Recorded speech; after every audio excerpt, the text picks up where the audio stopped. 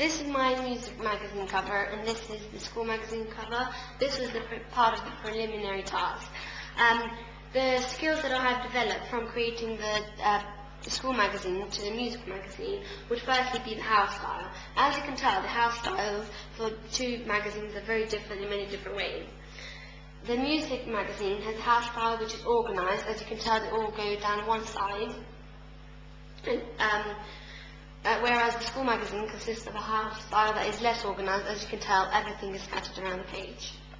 I did this purposely to reflect the lifestyles of the readers. The readers for the school magazine would obviously be sixth formers, they're students. They live hectic lives, obviously with all the stress they have. Therefore, their life will be quite scattered at the moment, whereas the target readers for the music magazine are more mature. Therefore, they're almost, are living a life which is more organised, hence why I decided to make the house style organised. For both the music magazine and the school magazine, I decided to use a specific colour scheme. For the school one, I used red, white and black. This is the colours that the school has, that's why I decided to use that. Whereas for my music one, I decided to use pink, blue, black and a bit of white as well. This shows that they're constant and makes the music magazine professional, and makes the school magazine appeal more to sixth formers, since they want something that is appealing, as that will attract them to buy the magazine. The fonts are very different.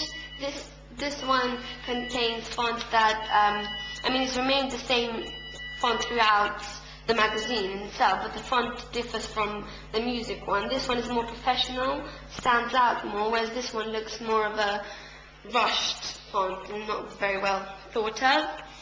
Other features, with the school magazine I've decided to use a strap line across the bottom, but this one I didn't find that necessary, because all the information will include here, and I rather use the strap line on top of the page to advertise the magazine. The images are really similar in that I've used only one image. Here is an image of a solo artist, whereas here is an image of a student. As you can tell, I tried to show that it's a student through the glasses. Although I think to improve that, I could have had her maybe using some props to indicate that she is a student. Other features that I have used would be, with this one, I've used words like free to encourage the audience to buy it. Although I think that many school magazines that I have looked at don't have any buzzwords like free. I thought that if I added it to mine, it would be more likely to appeal to its target audience, because what students or sixth formers prefer is different to what students lower down the school prefer. Therefore, I think that will make it unique and stand out, and hence attract the reader's attention.